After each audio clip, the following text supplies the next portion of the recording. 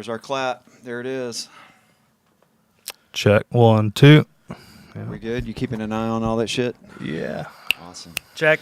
Checkity check. Cool. Sweet. So, I'll just kind of kick the whole thing off. John, thank you for coming in.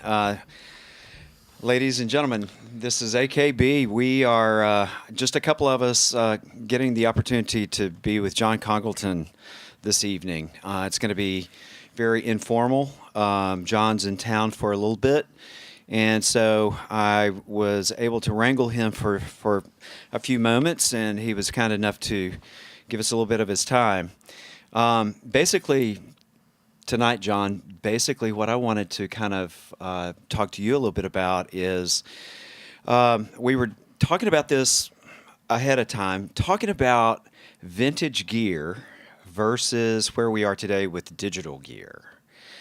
What are some of your, I already know, I think, but what's your take on where we're headed with the technology of today versus where we've been?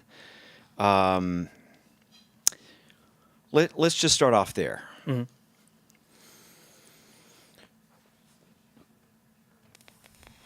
I mean, I can only assume that the arc of time is just going to prove that digital stuff will continue to sound better and be able to do more things and have more flexibility. The way digital technology, like plugins, soft synths, any of those things, they sound fine to me normally. That's not really my problem with them if I was to find a problem with it. My problem normally is all the options and the flexibility I see is more of a negative thing than as a positive thing, which is sometimes a controversial belief nowadays. But I feel like making a deliberate choice of using a piece of gear, like a specific keyboard, for example, is much more intriguing to me than scrolling through a bunch of different sounds. And I mean, you have infinite possibilities with soft synths, for example, which is sort of uninspiring to me. I would much rather say I want an OBX or I want a Juno 106. I want that and go pick that up, dust it off, plug it in, find the patch. The whole process to me is better. But I mean, outside of all that, I still think gear sounds better. It just does to me.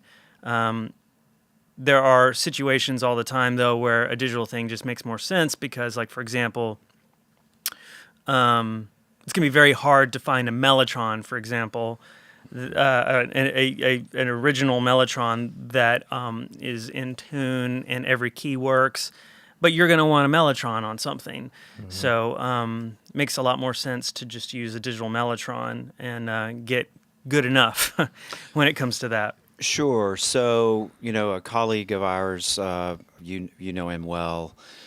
He walked into one of the studios that I work at out in West Texas, and one of the first things, kind of in a kidding way, but maybe not in so much of a kidding way, was, golly, this presents a whole different set of problems. Mm. And really what he was saying was, there's too much shit here. There's too much stuff in the room. Like hardware? Like actual gear? I think he looked at the outboard gear sitting behind you and the producer's desk. Yeah. Yeah, so, I mean, we go a long way back. Sure. I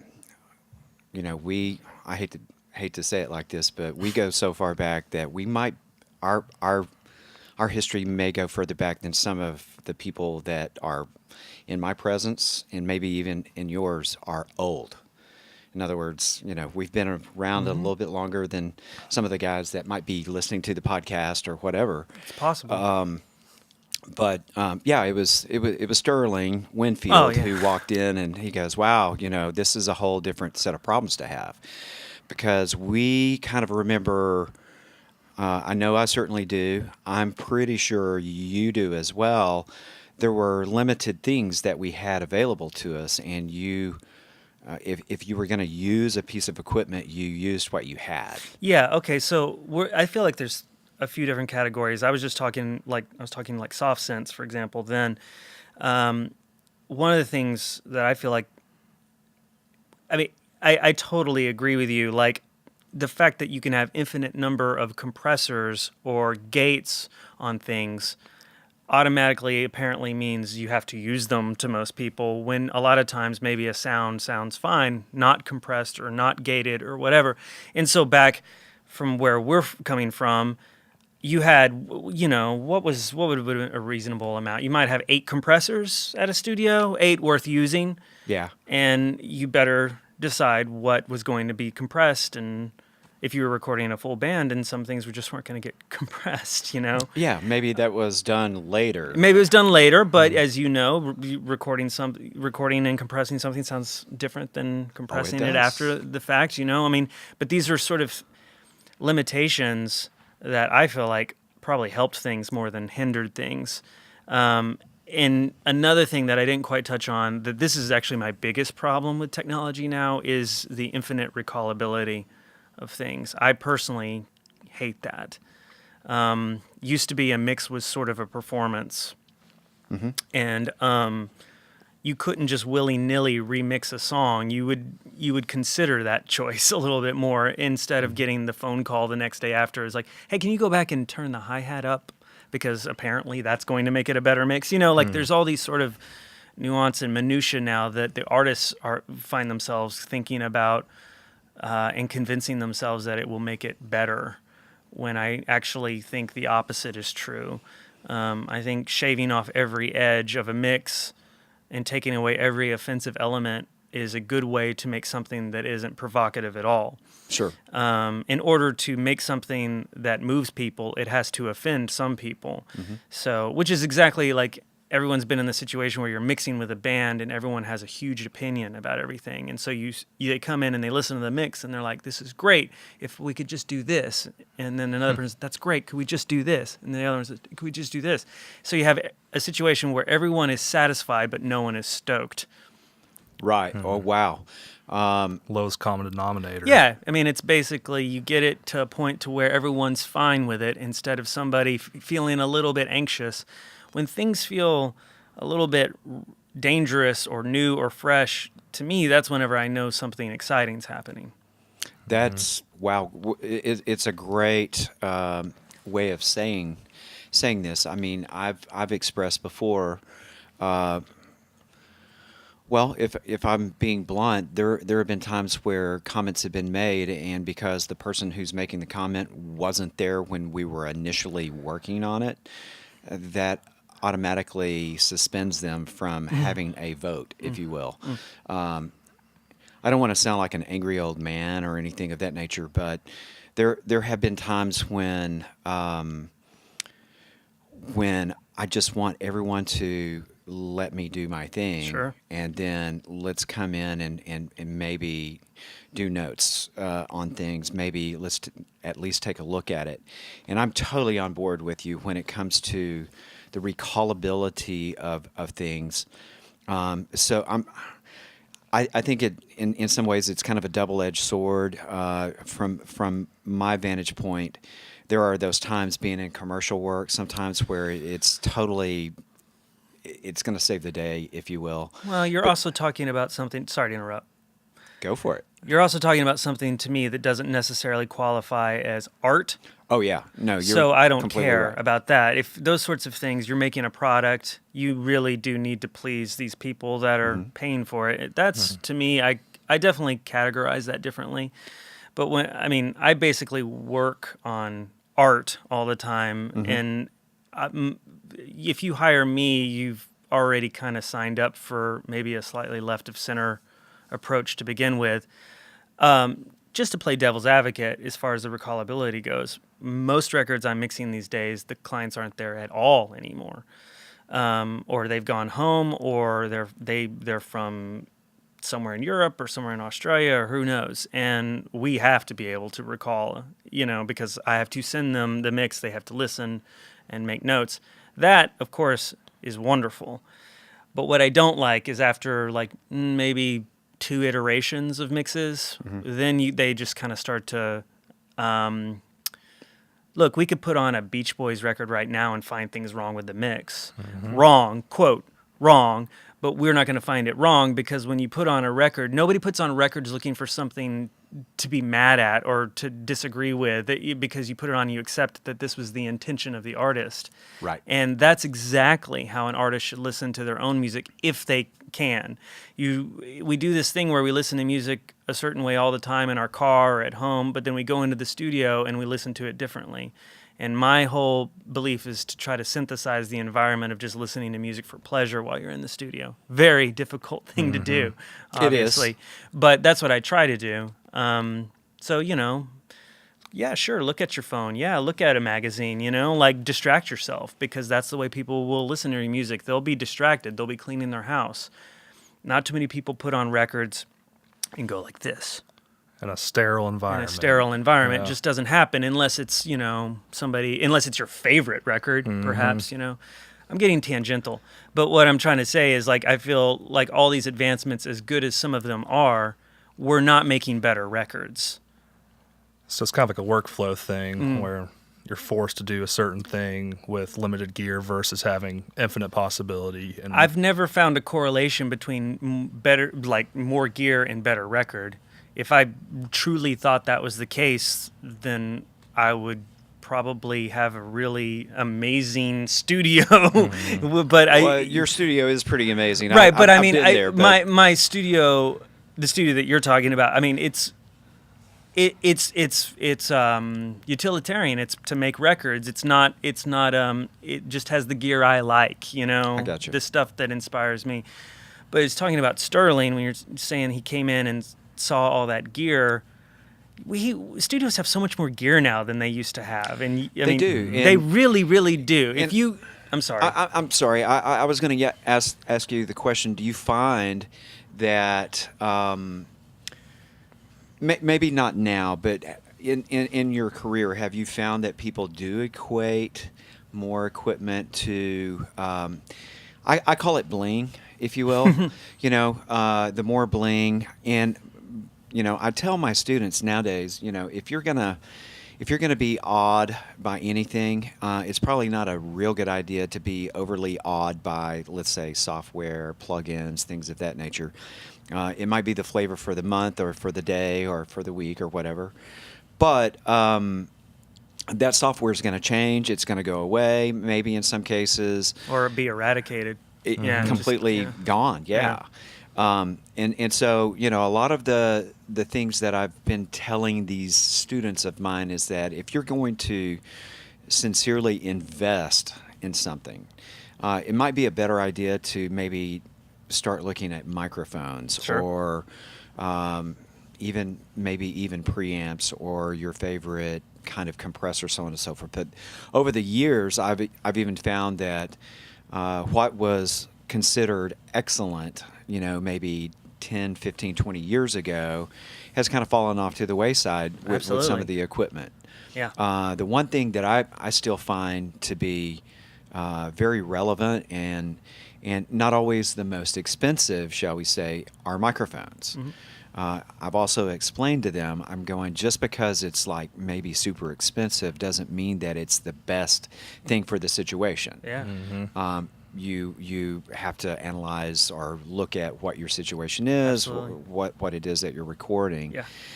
But back to my question, have you found that in your travels, in your producing, in your recording, that in some cases, maybe it's band members, maybe it's, I don't know, that they will take a look at what is there to work with and kind of say to you, hey, do you have this, or is this available for us to use? I ran into it out in LA. This has been years ago, but I ran into it out there, and I actually started kind of getting caught up in some of that, where it's like, and I know that you and I saw some of that back in the day. So you're here saying in like Dallas. the idea like we can't make this record without this piece of gear. Sure. Yeah, Sure. that's exactly what Sure. I'm asking. because we've all run into it before. Oh, you don't have that. Oh, and actually kind It's of feel like shit psychological, when you know? someone. I mean, I think that when somebody says that, they're just revealing their ignorance. Their ignorance? So, Okay. but so much of what we do is psychological, and if people feel like that microphone or that compressor really does something special on their voice or their instrument, I'll play along. I'll always play along. I mean, it happens all the time that I'll have a guitar player's like, "Do you have this microphone for my guitar?" And it might not be the microphone I was reaching for, but I don't care. Like, I'll just put that microphone on the guitar. Sure. It will sound somewhat close to what I was looking for. It's just a Might be microphone, sure. unless they're asking for something really strange. Right. Then I almost with no fuss whatsoever, and also just for the simple fact that, well, just because it wasn't my instinct doesn't mean that I might love it, Sure. and then Yeah. I'll walk away learning something. I think that with gear, I mean, I don't think that people younger than me, like 10 years younger than me, totally appreciate how much gear there is now. Whereas as opposed to how little gear there was when I was first starting, and even more so when you were first starting. Like, I mean, gear was really quite Spartan It in was, in yeah. the 70s, and I mean, but everything was better quality gear. Like there were a lot of things really, like the stuff was, for example, like at East West in LA, they have like the 1176s that were literally put in by what's his name who invented it. It starts with a P. I'm showing my nerd card really low right now. But they were like installed by him, the guy who invented the 1176. Okay. You know what I mean? Yeah. So they sound better than any 1176 you've ever heard in your life. Right. So everything, was really kind of top notch, and you had techs that worked there, and the moment something broke, it was fixed immediately. But there wasn't like some enormous variety. And a lot of studios, I mean, that existed before, you had like 4 microphones tops, and you just moved them around. And the whole like artistry of like, oh, this microphone sounds great on this, and this compressor sounds great on this, and people are talking about like it's fine wine. This is all very new. It's very new in the recording experience. Now, don't get me wrong, it's really fun. And I love it just as much as anyone else. But it certainly will not make or break the record. I find we it totally overwhelming how many microphones are out there now. Sure. Like, I'm I guess kind of that category 10 years younger than you, and like somewhat new to the game. And that's one thing I've noticed. Like in the past 5 years, just going on the forums, it's like, oh, have you seen this new mic? Have you seen this new mic? It's like, where do I start? You know? Well, I mean, the first thing I would tell somebody is most of these microphones are actually the same microphone. Yeah. They just get the schematics for like a U47, for example, and they pick the components that are too expensive and switch those out with cheaper components. So that's kind of what all microphones kind of are. You basically have like 15 archetype microphones, and people just kind of keep reiterating it and changing little things about it. That's kind of what's happening, honestly. So let's not get too fussy about it, is what I'm trying to say. I looked it up as no, Bill I- Putnam. Bill Putnam. Yes, that's what I meant. Yeah, I knew it was a P. Yeah. I'm glad you knew that because I didn't. No, I didn't. I had the Google right I knew here. it was a P, and I just didn't want to say. I was going to mess Just to it up. clarify. Kind of being nerdy a little bit here. Is his microphone drooping just a bit? Yeah, you Or- set that. I'll fix it. You know. Would you? Yeah. It's bothering the drooping? shit out of me, man. You're the one who set this. Well, Man, he thought I was. I'm old. Yeah, I guess I should. torque it up. there you go. Amazon. Put the old Bogart.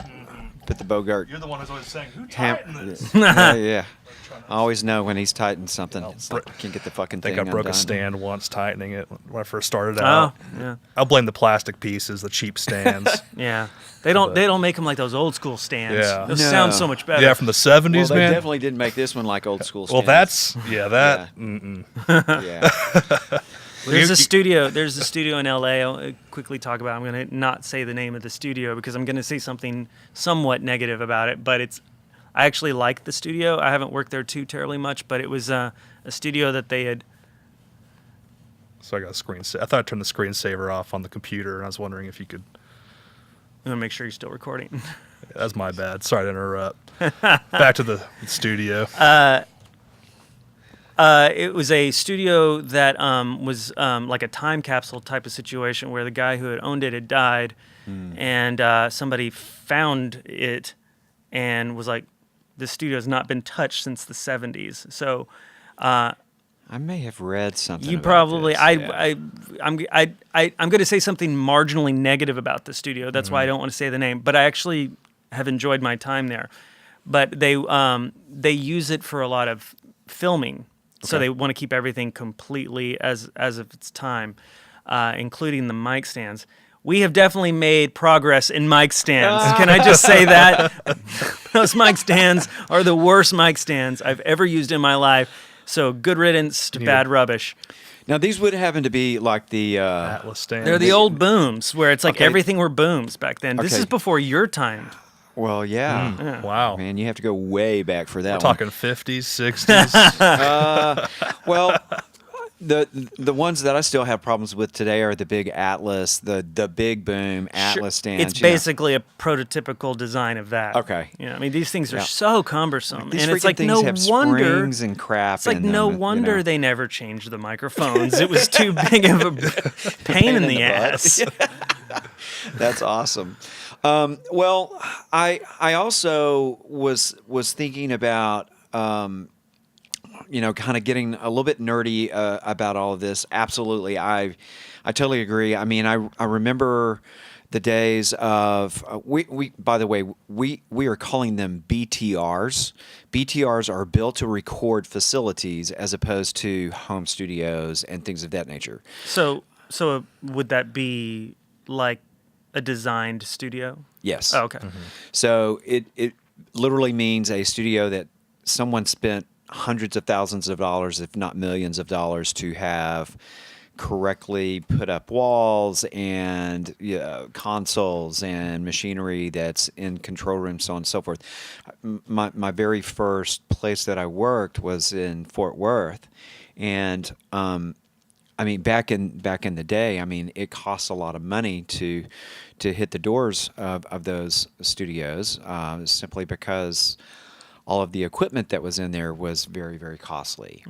For me, it seems to me like I see kind of a double-edged sword with things. It quite possibly has been somewhat what I would consider a downfall of the industry, because things have become cheaper, much more affordable, obviously, and which also allows just about anybody to be able to go in and afford it, which we all know doesn't necessarily qualify that person to be able to operate it and know what they're doing with it.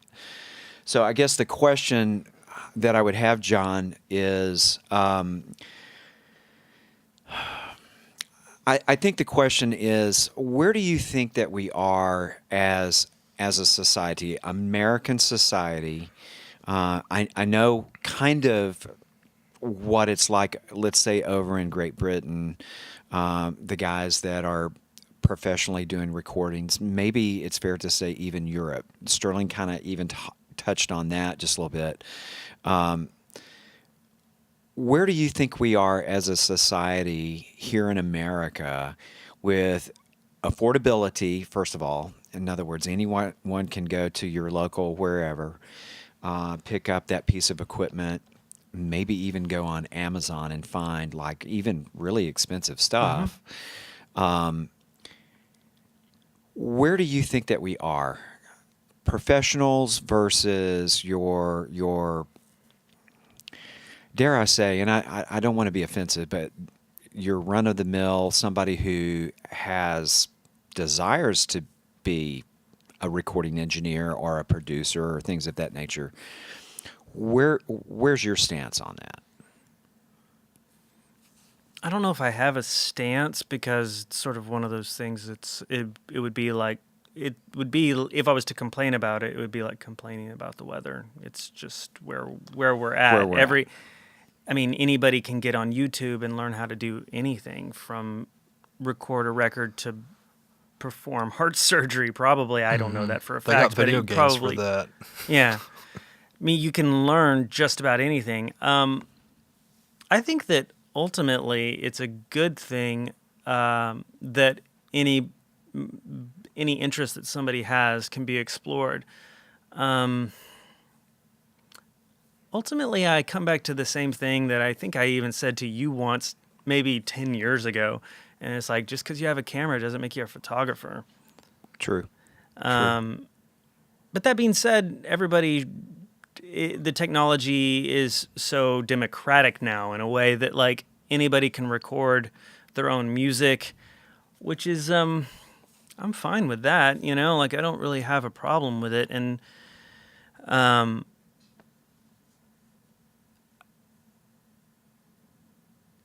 I'm okay also with the collapse of the industry too, as far as the record industry, because more good has come out of that than bad. And the reason I can expand upon that, because sometimes people look at me funny whenever I say that. The deep, dark secret about the collapse of the industry, in my estimation, is people didn't really ever make any money off records unless you were like wildly famous, like Fleetwood Mac or Pink Floyd. Obviously, those people made a lot of money on their records. But you know who got paid first? The Record executive label. record Yes, labels. That's right. Yeah. And that's the story that all the way down the line with all those bands that nobody knows the names of. The contracts that these people were signing were so egregious, in my opinion. And they would structure these contracts and the way your record was promoted in a way to where you were basically an indentured servant. So you could have a platinum. This happened all the time. You could have a platinum record and still not be getting royalty checks because of tour support and all kinds of. And remember, this is all that money that's being spent is recoupable through your 12% or whatever ridiculously small amount of you were getting. 12%. So that meant people were getting paid long before you out of that remainder percent, while everything, the expense accounts were being paid through your 12%.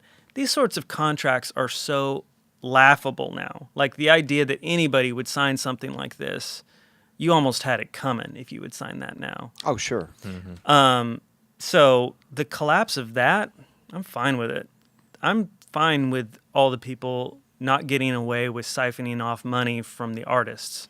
Oh, yeah. I'm fine with that. Lots of mouths to feed. Lots at of mouths labels, to feed, you know. yeah. It's So kind of right down. Yeah. I feel like what's happened, frankly, is the music industry has turned into exactly what it should have always been and what it was in, say, the 50s more so, where it's a boutique industry run basically by music fans, or at least people not too many steps away from being a music fan. And there's so little division between the artist and the listener that they can have a personal relationship, and the money is essentially going sometimes directly from the listener to the artist. Sure. So it's a great time to be an artist, in my opinion, but it's a bad time to be a recording engineer, a producer, in some cases a manager. Definitely bad time to be a record label. Bad time to be a recording studio, for sure. It's bad time to be anybody who's siphoning money in between that communication, that protocol that the artist and the listener has. At the end of the day, none of us have a job if it isn't for the artist, as far as I'm concerned. Good, great point. So I'm here to make art and to help the artists do whatever it is they want to do. And the more narcissistic side of it is I personally think that production is an art that I get a lot of fulfillment out, and we can talk about and share as an art form. And a lot of artists really appreciate that side of it. So I'm here for that. So I'm totally fine with the collapse of the music industry. There are so few weasels in the music industry compared to whenever I first started, which was in the 90s. And I got enough of a taste of it to know I wanted nothing to do with that. So I'm great with it. No, I once again, I fully 1000% agree. There's downsides to it, of course. Of course. And one of it is that people like us have to tighten our belts sometimes. We Sure. maybe don't Some people certainly don't make as much money as they used to. But you know what? Maybe they shouldn't have been making that much money anyways, because it was coming right out of the artist's pocket. Sure. Some great producers out there that were not able to make the shift.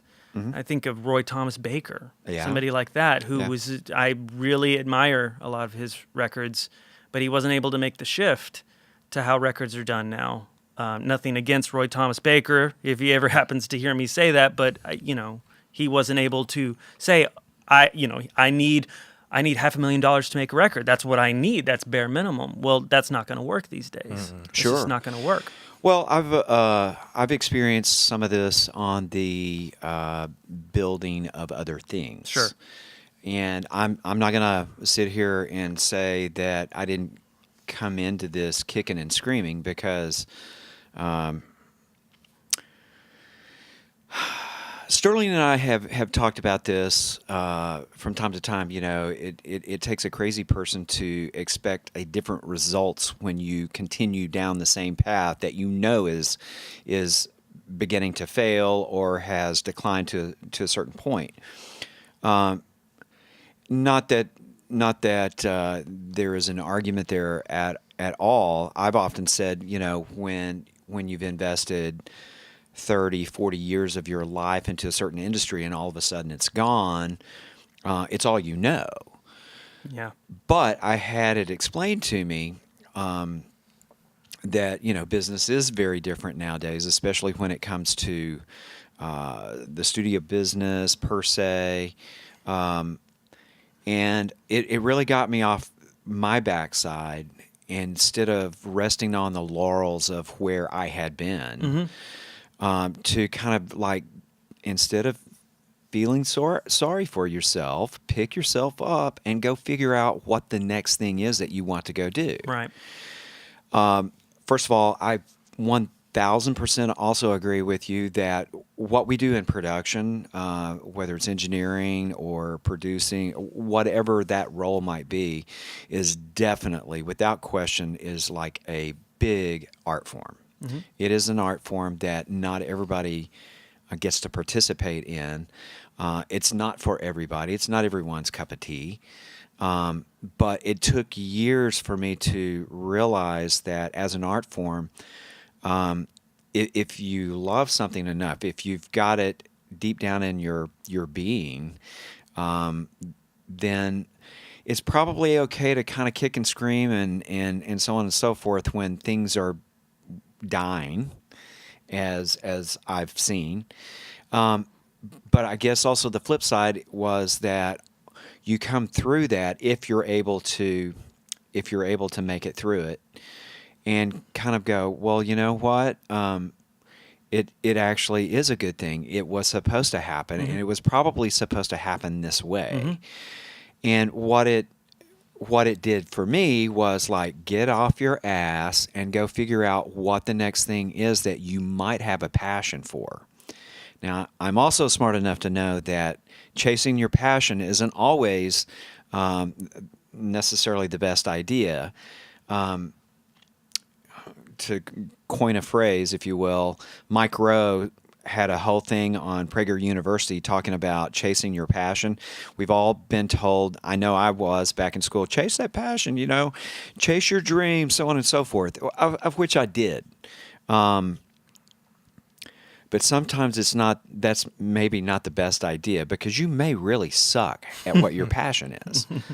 And to hear him explain it, it was much funnier to hear him explain all of that.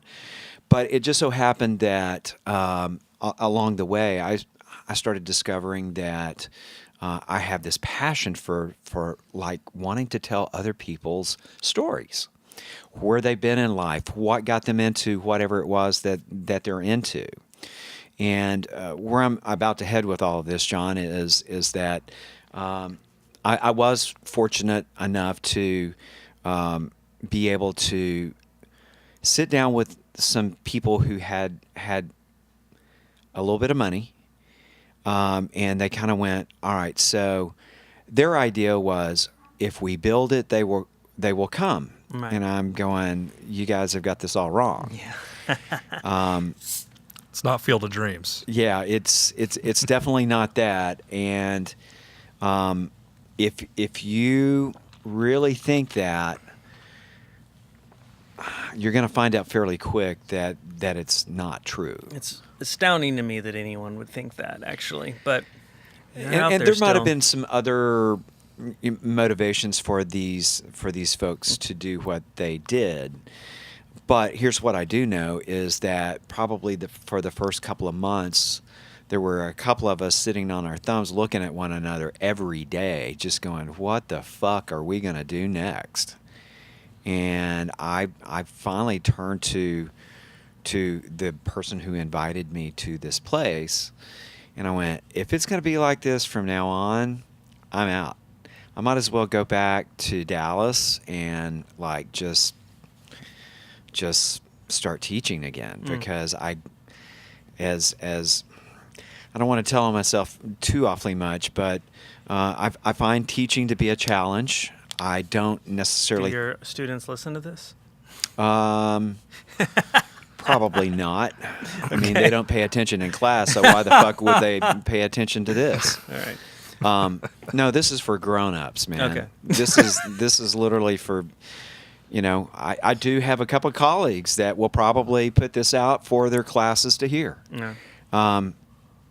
Won't mention names, but anyhow, what this did was it allowed us to kind of go. Pretty okay, sure this is drooping again. Oh, that's my fault this time. You gotta freaking fix that. I don't man. know. Maybe just. Here, let's do this.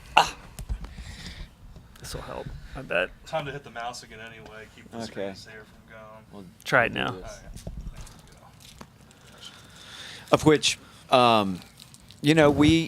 we sat there for a couple of months looking at one another, and the person who invited me to this facility, he goes, you're kind of right about this. I'm going, let's create from within out to the world. That might be a better idea than expecting the world to come to this doorstep, because that ain't happening. And so what it did was it was really inspirational to maybe kind of think about what I wanted to go do next. And that was, I want to tell other people's stories. I want to be that guy who is capturing this stuff, which in turn will create, I'm not going to call it work, but it's going to create a thing that I get to participate in that I really have come to love. I've discovered new things about myself along the way. So I think the fall of the industry, let me go as far as to say, I think the next ones are going to be probably the film and video industry. I could be very wrong about that, but here's what I'm finding is I've got a lot of people in the film industry and the video industry going, as hard as I try and so on and so forth, I just can't really ever seem to get the audio part right. And so I'm beginning to make friends with videographers and filmmakers that are like, so you know a little bit about this. Would you be willing to come show me or teach me, or would you be willing to do this? And for me, it's no longer, as I get older, it's not so much about the money as much as it is maybe helping the art community, as it were. So I guess let me ask you about that. Do you find yourself doing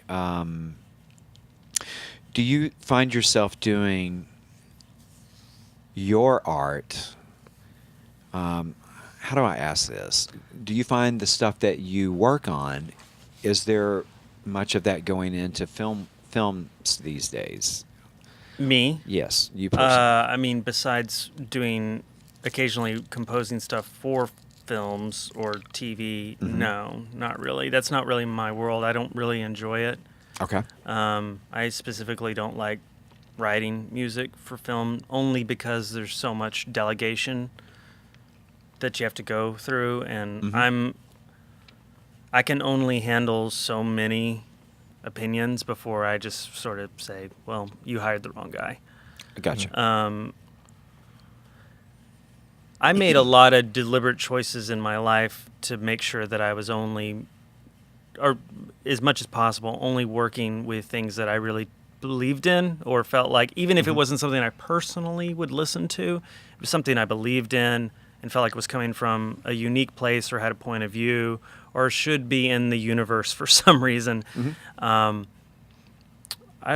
mean, I feel like you know this about me. I just like, normal status quo things have never really done it for me. Right. No. And chasing the all-American dollar never was really a big Never thing for has me been. either. Yeah, for you. Money's something that you have to exist, but I mean, the only real currency is time, as far as how Wow. I Very see well it. put. And how you spend your time, I mean, what can I say? Your life is just how you spend your time. So, I only try to put my energy into things that I really feel like I'm going to find artistically nutritious, not to sound terribly pretentious. Because I'm going to, in turn, it'll be like a feedback loop. I'm going to bring more to it, and they'll benefit more, and we'll all walk away richer than if we did it for cynical reasons. No, that makes perfect sense to me, and I think in a roundabout way, that's what I was trying to say. Yeah. You've worded this very, very nicely. Well, I mean, to turn this around on you, I know for a fact that there were all kinds of things that you were doing in the audio world that you weren't necessarily passionate about. It was something you had to do because you had a family, and Sure. this was your craft. But I also worked with you on things when I knew you were really happy with what you were working on, and I saw the Absolutely. difference.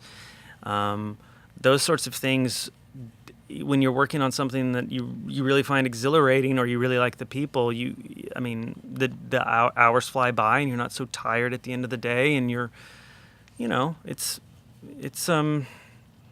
Oh yeah, and I'm sure we've all been there before, where it's Many like times. I can't wait for this to be over with, Ugh. so I can get I've been out on of here. I've been on records where I love the music, but for whatever reasons, the atmosphere is toxic, or people are depressed, or arguing, or whatever. I mean, that sucks. It's yeah, awful. it does. It's It does. awful. I mean, we make it a.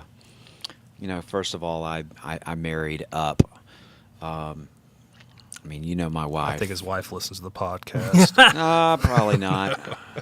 She gets enough of this at home. Yeah, exactly. Yeah, she does her thing, I do mine. So, no, it took me a long time to realize that there's so much more to life than getting a paycheck, going home, mowing the yard, so on and so forth.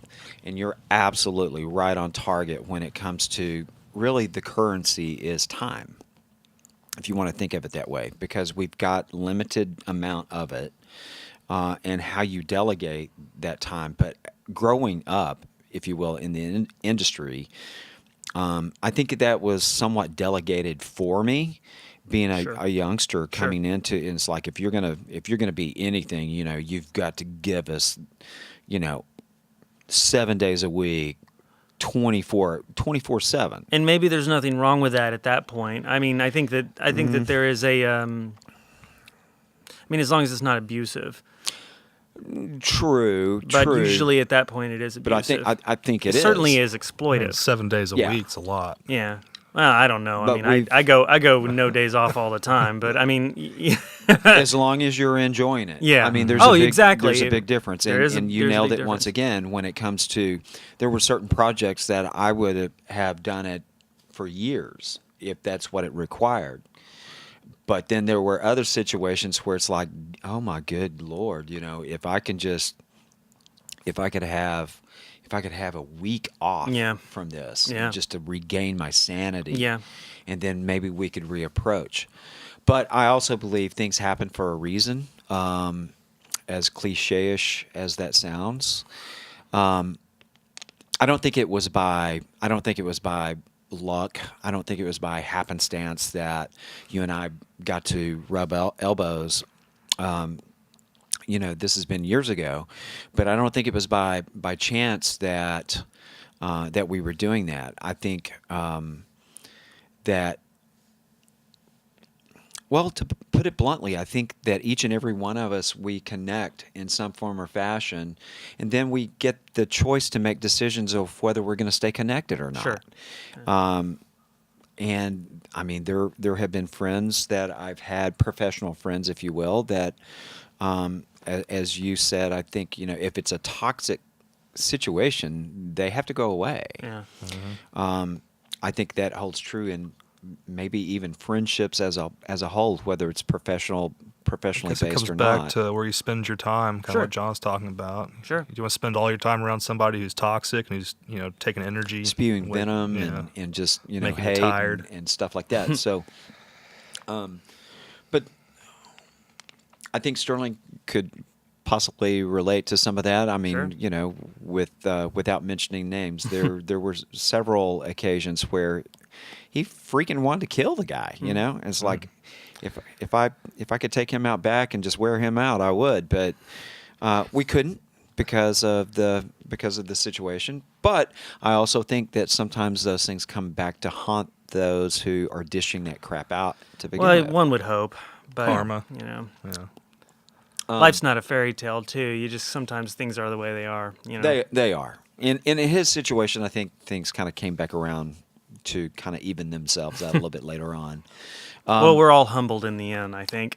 Yeah. Oh Yeah, yeah. Oh you yeah. know. Yeah. Age or Starting something. diapers Well, the one into thing- diapers. Life has a way of I know where you're going with that. life has a way of humbling everybody, I think. I think it does. Yeah. The one thing I definitely know about the industry is that if you get on any almighty high horse, it will knock you off very quickly. Just because you might be there one day doesn't necessarily mean that you're going to stay there forever. Yeah. As the old saying goes, what goes up must come down at some point. All the cliches are definitely there. So let me ask you, where are you at nowadays with things? Obviously, you have a place here in Dallas. You're here for a short period of time, I'm assuming. Yeah, I mean, I live in LA. So Yeah. you're in Los Angeles now. I remember when you called me up and you go, I don't know what this is going to look like. I might be there for 6 weeks, 6 months, 6 years. I don't know. Yeah. Can you tell us a little bit about what you're up to these days? I mean, it's been 2.5 years I've been out there. Yep. I still own a studio here, but Mm-hmm. I also have a place out there. Mhm. I don't really come back here to work ever. Mm-hmm. Since I moved, I've done 2 records here, which is not a huge average. No. What do things look like? Things are not any different, except I'm doing what I was doing here. I'm doing it in LA, and I'm doing it in nicer weather, and where everything is way more expensive. Sure. Yeah. Sure. But I do love it there, and it didn't take me too long to get spoiled by the lifestyle. And it's certainly not a situation where I come back to Dallas and I'm like, ugh. But I definitely feel good to go back to LA. I think that LA is going through a pretty exciting renaissance right now. Lots of fresh people are coming into LA. So much talent is there. A lot of people that can't be in New York anymore have gone out to LA. There's a million great studios out there. Very vibrant, ridiculous players everywhere. Really, really low competitive nature out there, which I think surprises most people when I tell them that. It would surprise me. Sure. I would say it is the least competitive city that I've ever worked in. Wow. Ever. So everybody's pretty supportive of each other. I would say extremely supportive. Maybe that's because I'm in, not to sound like I'm being fancy pants here, but maybe it's because I moved out there at a time whenever I already had achieved success, and I went out there with a reputation that preceded me. So I was sort of welcomed with pretty big open arms by the best players and the best studios and the best other people. Sure. And I had already had relationships with a lot of these people already, and they were very happy for me to come out there. But I never see any of the things that people kind of think about when it comes to LA. Like, I don't see backstabbing or any of those sorts of things. I feel like everything is really operating at a really professional level. I'm operating in a world where people get paid well, though, and there seems to be enough to go around in these circles. So I don't know what it's like in the trenches as much as maybe some other people would say. Okay. There's certainly a lot of struggling producers, engineers out there, and musicians. But there seems to be upward mobility for those people. It doesn't seem to be a hopeless situation for any of these people. And I feel like I'm still, even though it's LA, and obviously it's been around forever, I feel like I'm a part of a new LA. Whenever I'm out there, I feel I'm a part of a new wave of how things are being done. It's kind of punk rock, actually. Okay. Like, people are doing things in a fresh way out there, and I'm really enjoying being a part of that. Excellent. Yeah. Excellent. You should come hang sometime. I'd like to. You should. You should come see what the vibe is like these days. Well, it's been. I don't know if you ever met my daughter, my oldest daughter, Willow. When she was a baby. Baby. Well, Can we quickly talk about that we were doing a session? I was assisting you on a session the day she was born. You were literally going to finish up the session and go to the hospital. okay. Yeah. Do you remember that? It was Kirk Franklin. Or, you know what? It was not Kirk Franklin. It was, what was the name of the singer that was in his choir? Dalen Collins. Dalen Collins. It was for his potential solo record, which I don't think ever came out. I don't know. Dalen's still around. Yeah. Believe it or not. Great singer. He's still hanging in there. Cool. I don't really remember that. Because it's been a while. Do you remember going to the hospital? Oh, yeah. I remember those sessions because they were the loudest sessions in the world. Gospel The one music. thing I do remember is on Kirk Franklin's.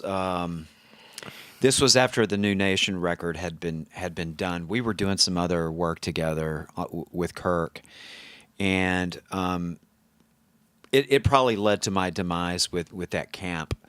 But it was so freaking loud in the control room. John has earplugs in his ears. Yeah, I remember I would do And that. he had told me long time so ago. He loud? goes, "Man, I can't do I this. told him I refuse to cannot. stay I will in not there." be in this room this loud. And Did I blow something for you? Or are you about to tell me some horrible thing that you've been harboring for me? no.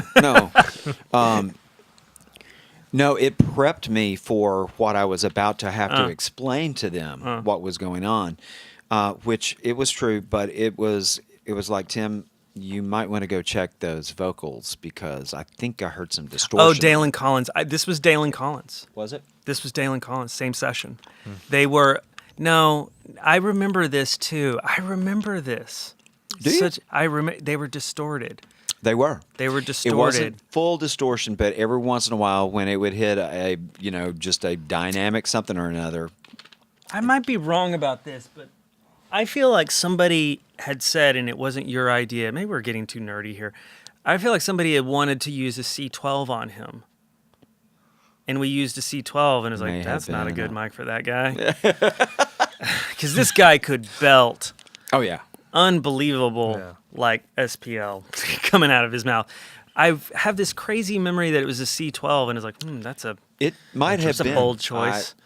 So Because much it was, water has passed under the bridge, proverbial bridge, with all of that. But I remember this. I remember us talking about it, and you were like, "Why didn't you tell me that they were distorted?" And I said, "I had earplugs in."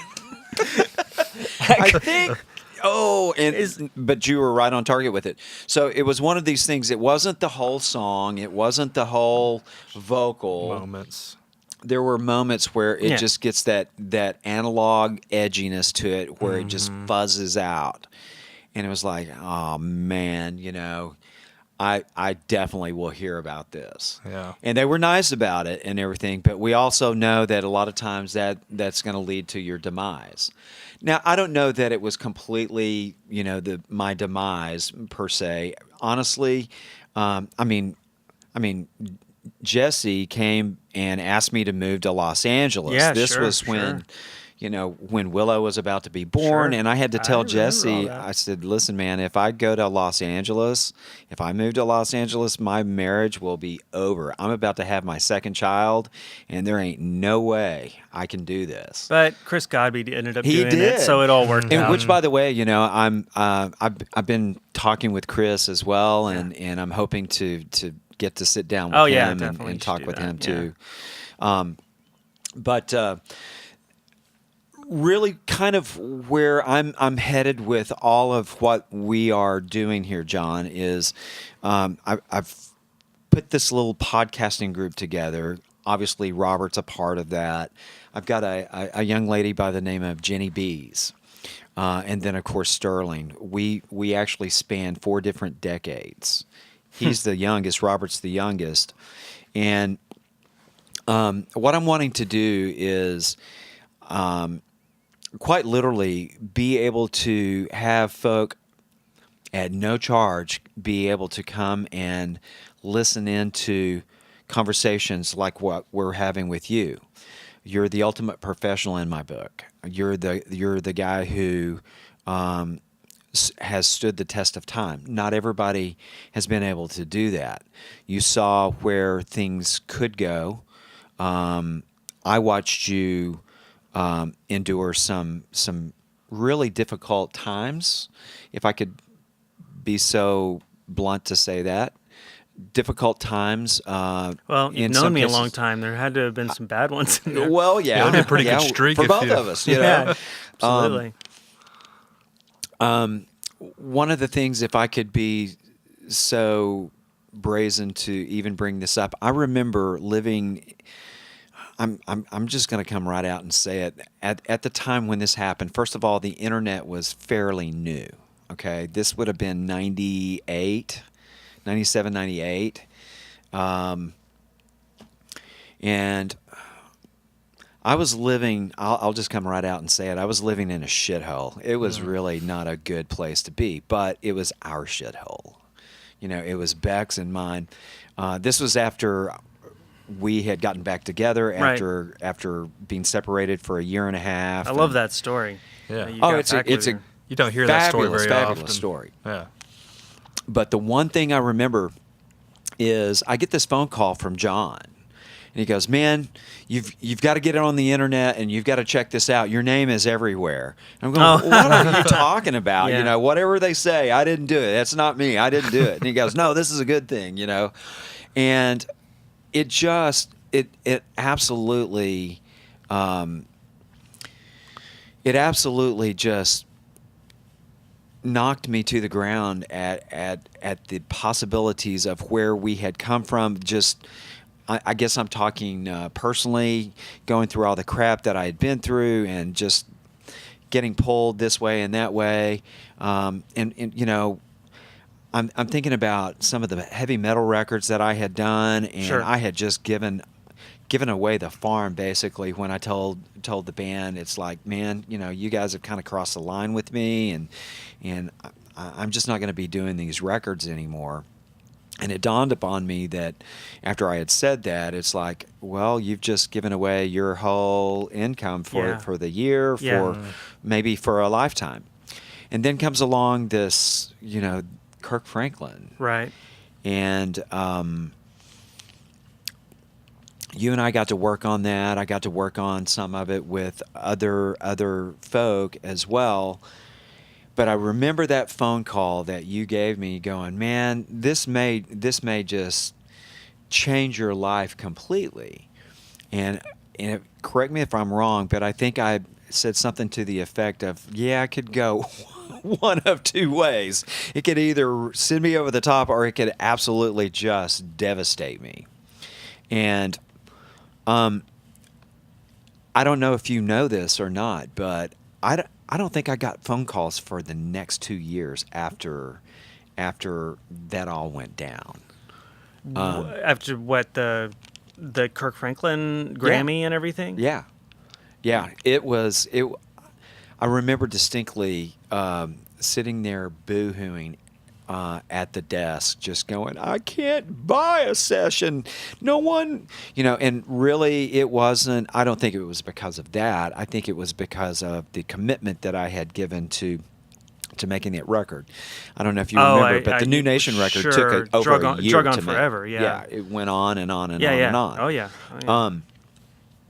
So I think that was a part of it, but also that was in a transitional period of time. Here we are coming out of the 90s, the late 90s into this new millennia. And people were freaking out about, "Oh my God, what are we going to do when the year 2000 gets here? Everyone's computers are going to explode and all this information is going to go away." And so there was always that. But I distinctly also remember that, and you and I worked at this place too, Harbor House, Sure. Harbor House Studios, Sure. and this is where I first started sinking my teeth into Pro Tools. Right. And Actually, I definitely remember that.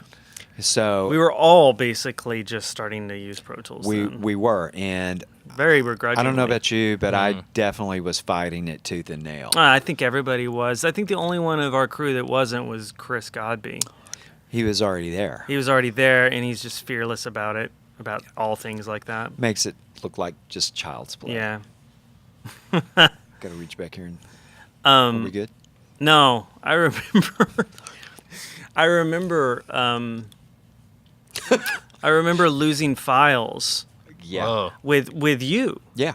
I mean, I was doing a session. I don't remember what this was, but maybe I was helping on something. But you lost some files, and it was like, and we might as well have been two chimps trying to figure out where they had gone. Definitely And it was was a not the chimp. kind of thing where we lost files. It was like, the course, the allocation or something. It was that whole ridiculous thing. But yeah, that's funny. It's funny. The thing I remember about that was, so you and I were used to having a console in front of us Right. with, you can select channel EQ or monitor EQ. And I'm very much an advocate for, EQing and compressing and shit to tape, You're an doing SSL guy. Yeah. Of which that SSL, the 6000, is still available. Just 5 miles from here down 35 in Yeah. a storeroom. It probably still has Coca-Cola inside of it. No, remember? man, it's been refurbed, Oh. completely redone. Maybe trace amounts. Yeah, I remember this. I remember having this conversation with you where you said, "What I don't like about this is I can't put my imprint on anything." Exactly. Can't put my thumbprint on this stuff. It might be the wrong terminology, but you said something. It's like, I can't just make it sound the way I want it to sound to, quote, tape, Right. which is true. It's like if you don't have a console, and this was like a control console thing. What do they call those things? Control 24s. Yeah. Yeah, okay. Awful. You essentially, if you want to flip the phase on something, even after it's put, you have to use a plug-in. Yeah, it's which crazy. I mean is that. I mean, here we are, 18 years later. I Yeah. still think that's a stupid idea. You're never going to get me bored on that one. Oh, I love this. No, I mean look. I don't actually enjoy the weird nostalgic thing of like, this thing that's going around where you can download the multi-tracks of famous recordings. Right. Like you can listen to Bohemian Rhapsody or Killer Queen, rather, Yeah. or like the Beach Boys. I understand. Like, I think I checked out the Al Green one Okay. because I love those recordings, but it only ruined the recording for me because I want to feel like that stuff just fell out of the sky. Please let me maintain some element of mystery to this Oh, sure. thing, right? So, but insightful thing about those recordings when you play with them is you pull up those faders, you put everything at Unity Gain, guess what? That's the record. Oh, yeah. That's the way it sounds. And that Did you should take know- everyone to class on that one is like, record it the way it needs to be. Commit those sounds. Commit to what it is. Commit Could to not that have vibe. said it better. Yeah. Did you know that Far Beyond Driven was very much that way? Sure, I did I the believe that. transfer from tape I believe that onto entirely. And I mean, to this day, I can't give Terry Date enough credit. It is amazing. I'm the guy who actually did the transfers from the 2-inch. This was years later, by the way. A part of what was going on I thought that was on a Sony. I thought that was a digital record. It was both. Oh, okay. It was actually both. But Now, all one of those the really things- ridiculous EQs on the drums and everything. I mean, that sounds like it had to have been committed Yeah. that way. without question, I mean, there's some smoke and mirror stuff going on with some of that stuff, but the short of the long was that you pretty much pull the faders up to Unity, and it's like, are you freaking kidding me? Wow. The biggest thing that we had to do was make decisions on, if there was a vocal part and there wasn't a place to put the vocal, if there was a gap somewhere big enough to get that vocal onto tape.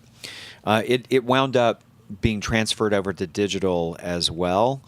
But this was, I remember distinctly, Terry ordered a second Otari MTR 90 from Nashville, and they had it there the next morning. It was like, Terry Date has spoken, and so therefore, that machine was sitting there. But years later, I wound up transferring from tape literally into Pro Tools. And there's a whole story about all of that too. That was done, back in the days of Dallas Sound Lab when they were literally going through the library, and it's like, call these guys up and let them know that we still have these masters here. If they want them, they either need to come get them. And it's like, well, with those right there, I will personally run those over to Vinny. I'll get a hold of him and let him know that, I've got them. And I did. I asked him if he wanted me to make a backup just in case, Did you have to bake the tapes? I'm sure, right? Did not. You didn't. I did not. How long had that been sitting there? A long time.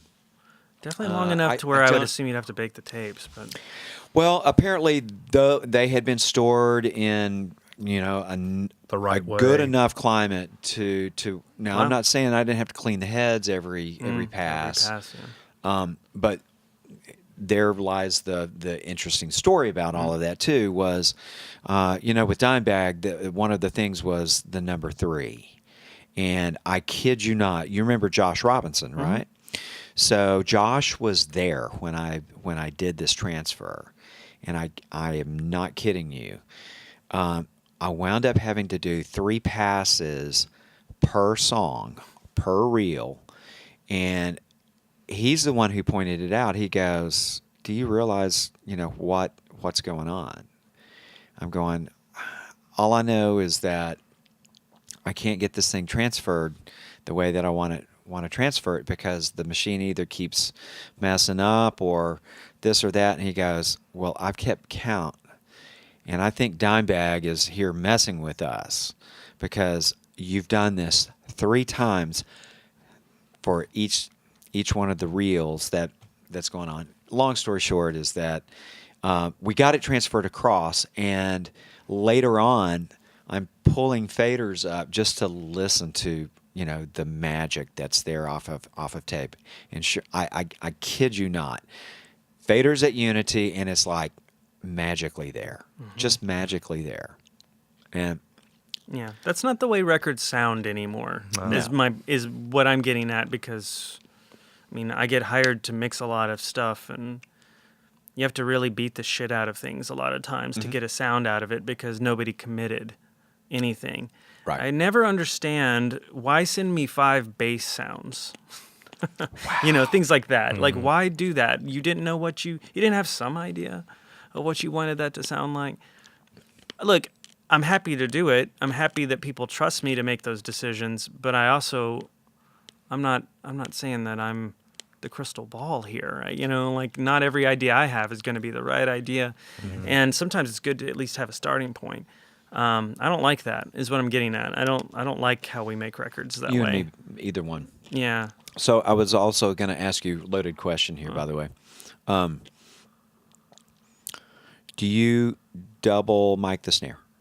Sometimes. You Sometimes. mean like top and Bottom. I sometimes do. I sometimes do actually 2 mics on the top of the snare. Okay. Uh-huh. And, one that's super bright and one that's super dark. Okay, gotcha. I've seen that done time and time again.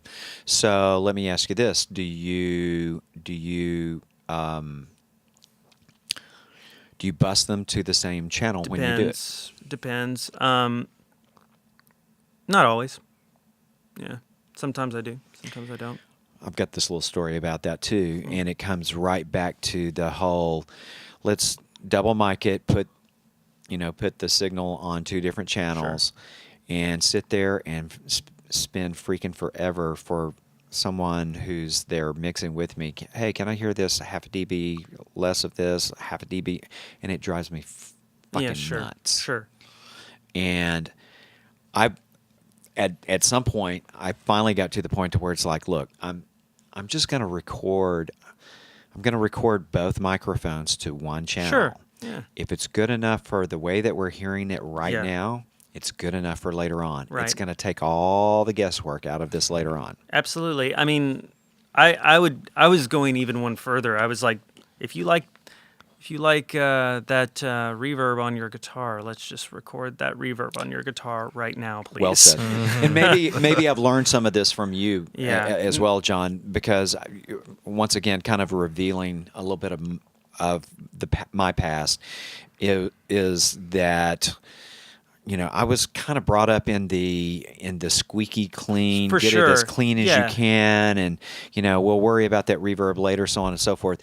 I'm no longer that way. Yeah. It's like, man, if it is lending to what we're doing, let's grab it, because it may run away. And it also, I mean, this goes for other things like takes. It's like if it's a good take today, it's a bad take tomorrow. I mean, it's a good take tomorrow, and if it's a bad take today, it's a bad take tomorrow. I will never understand the endless playlisting of things. Like that drives me crazy. It's really weird to me. I'm like, are you actually going to sit here and listen through all this stuff? I'm going to tell on myself here just a little bit. So, we did. I mean, talking about the playlisting thing on. This is a little bit different than some of the other areas that I've been in before, but I did some of that on Henley's record on with Don. It wasn't Don himself sitting there listening to it, but Stan Lynch and I went through literally 14, 15 takes of vocals line by line by line. However, that being said, he was very quick to make decisions. What do you think about this? What do you think about this? And we were able to get that composite built fairly quick.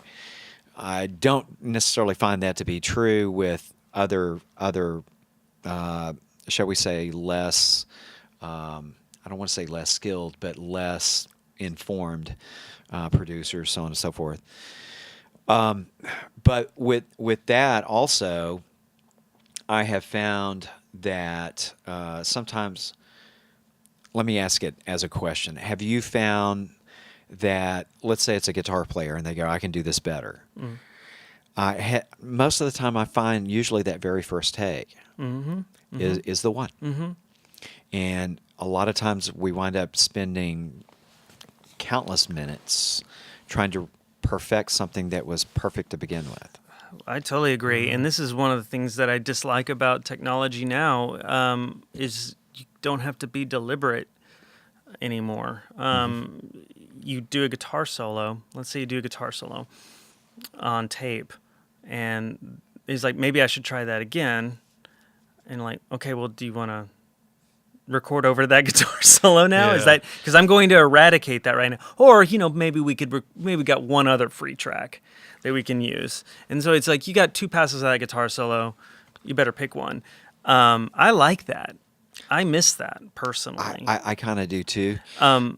But I definitely no, thank you. I'm good. I don't know if fireballs are great for podcasts, but I'll go for it. They make the mic smell great.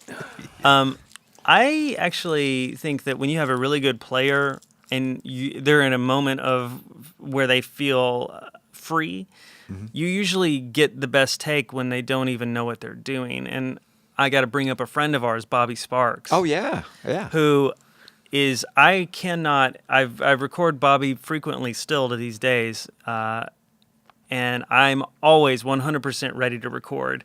I've got the signal ready to go before I even play him the song, because so many times I've kept his very first thing he played when he was just figuring the song out. Yep. Because he's not even thinking.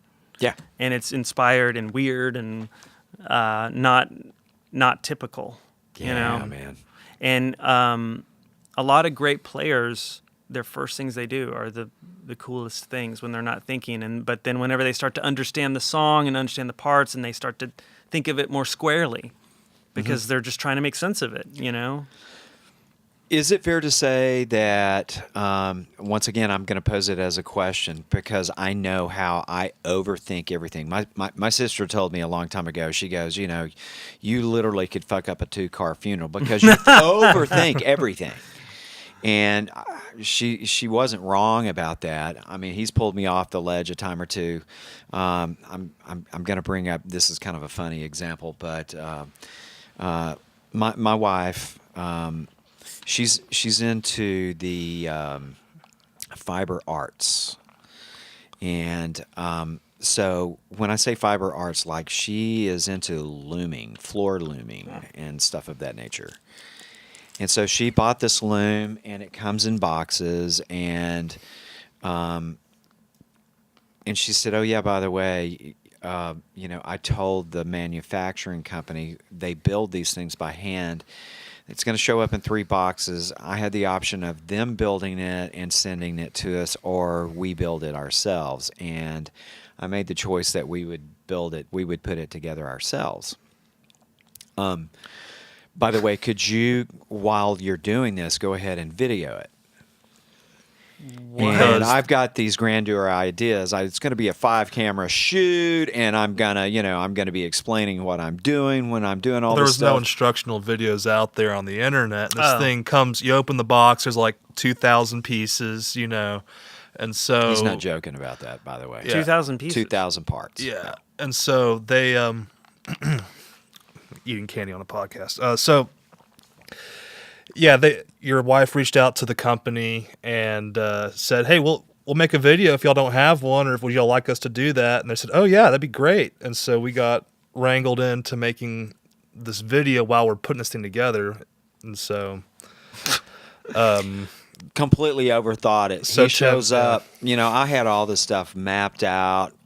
Here, I'm going to put the camera here, here, here, and here. 5 cameras. And he walks in. He goes, "You're a fucking idiot, man. Do you I didn't use realize those what words. you..." Well, it was something close to that.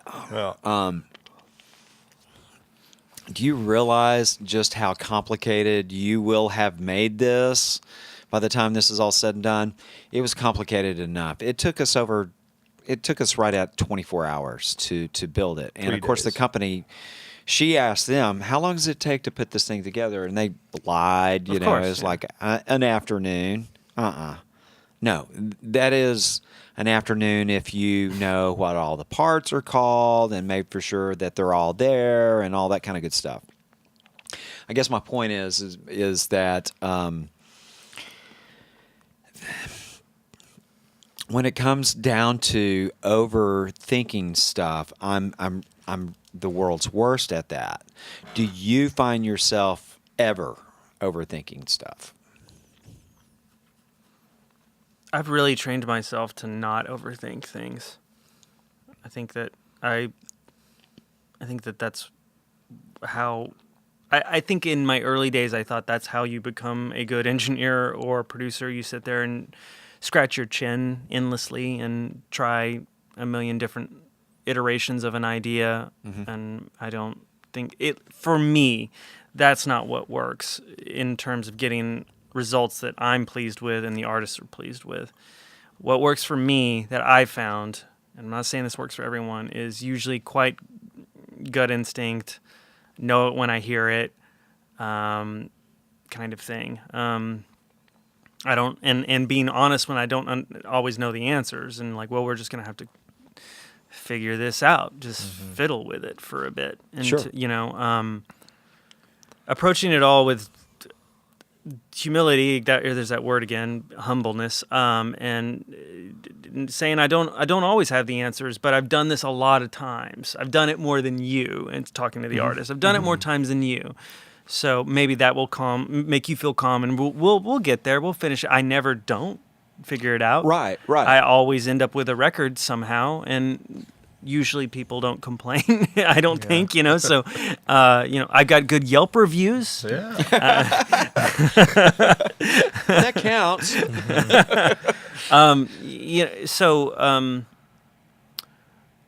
I don't think I'm particularly overly talented or super smart about a lot of things. I think I'm pretty average, but I think that I have an ability to create an environment where everyone feels pretty okay with taking chances and being themselves, and that to me is what making art is about, and not acting like any idea is a bad idea, being open to entertain different ways of doing things, which is fine for me because I get bored really easily anyways. I'm kind of allergic to doing the same thing over and over again, so I'm always down for a different way to do things, and kind of always been somebody who's enjoyed challenge.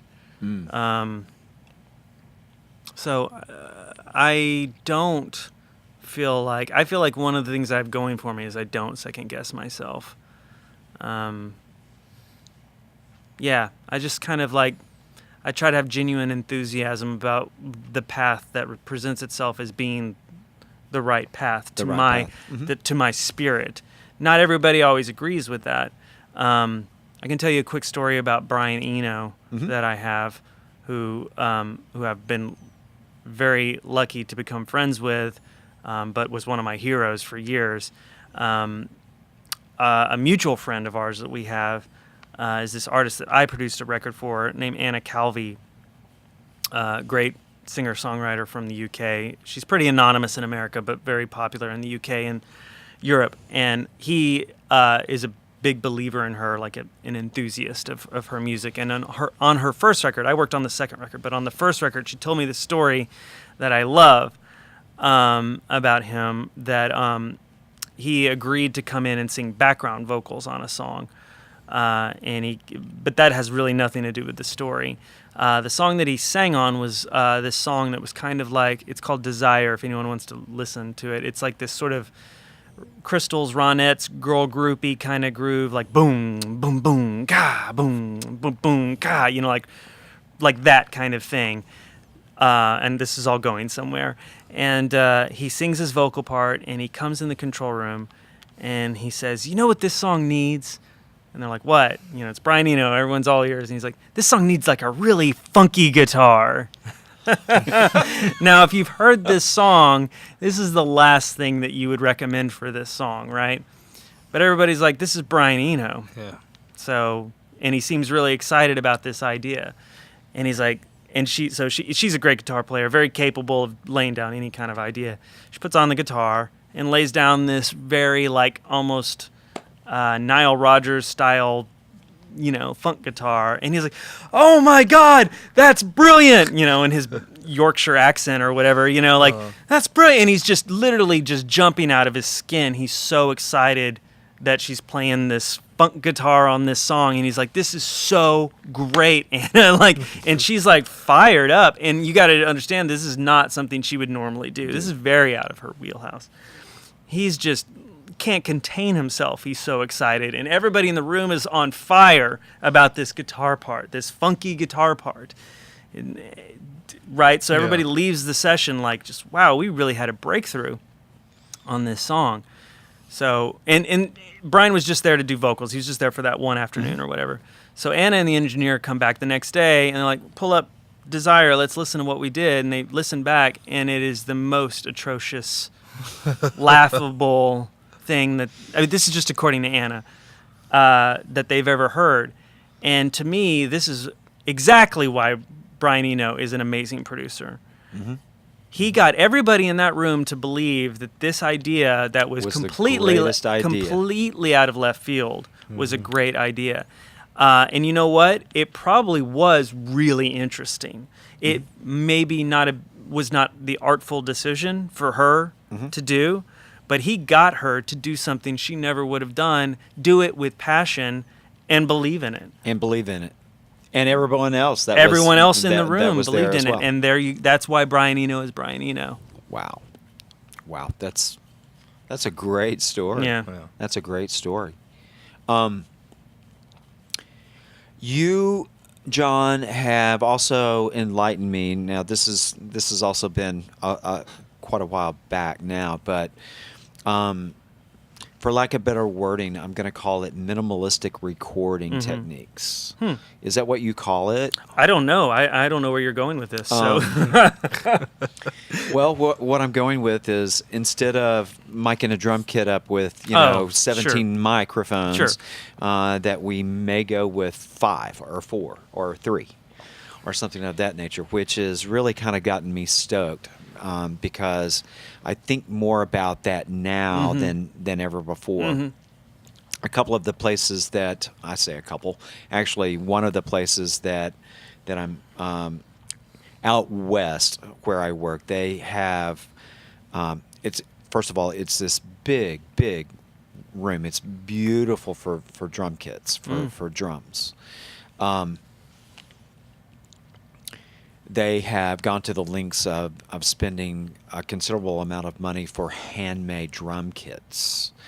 Some of these Wow. are made down in Austin, and as a matter of fact, meaning the shells themselves were handmade. Wow, somebody's got time on their hands. yeah, they're, we've talked about Austin being kind of weird and this and that, and don't get me wrong, I love freaking Austin. Sure. It's my home away from home. If I could afford to live there, I'd be there now.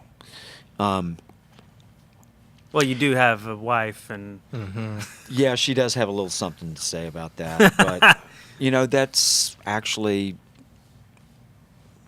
well, it's kind of where she lived for when we were separated. Was so, it? Yeah, I mean, she loves it down there. Yeah. I mean, there's lots of stuff that, but that being said, I mean, there's still lots of artists that live down there that are lots doing of studios too, man. lots of studios. Tons. Anyhow, one of the manufacturers is out of Austin, and they actually came up and shot a video, and it's like I was engineering for the thing, and it was like, let's make this as natural as we possibly can, and so it's like we did minimalistic recording, and it's like we want to use maybe one microphone for the whole upper kit. It's okay if we might use maybe some Coles 4038s for the overheads, but outside of that, maybe a kick drum mic, and it's probably not going to be the kick drum mic that you think that it's going to be. Where I'm going with all of it is that it really has gotten my attention. It's like, all this stuff of rock and roll days, the heavy metal days, where you've got 15 microphones on the kit, and you've got phase issues out the wazoo, and you've got all this stuff that you're having to keep an eye on. Maybe it's my age that has started kind of kicking in. It's like, screw all of that. Who wants to get it becomes a chore at that point, and not necessarily one that I particularly am in love with.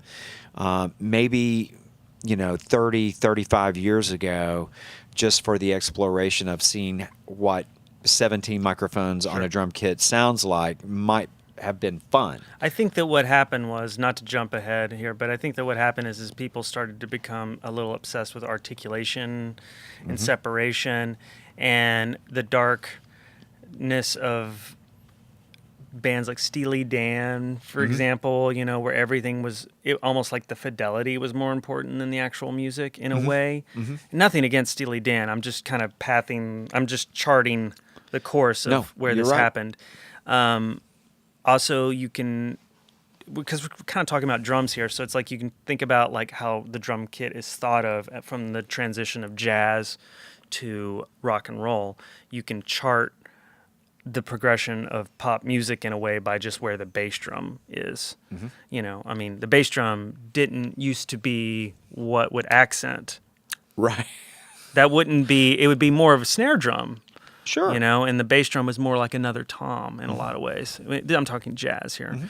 But then when rock and roll comes around, you come up with the 2/4 with the backbeat, and you got, and over time, the bass drum, if you can almost chart rock and roll by how loud the bass drum gets in recorded music. Now bass drums are loud as hell in all music. It's just part of what music sounds like now.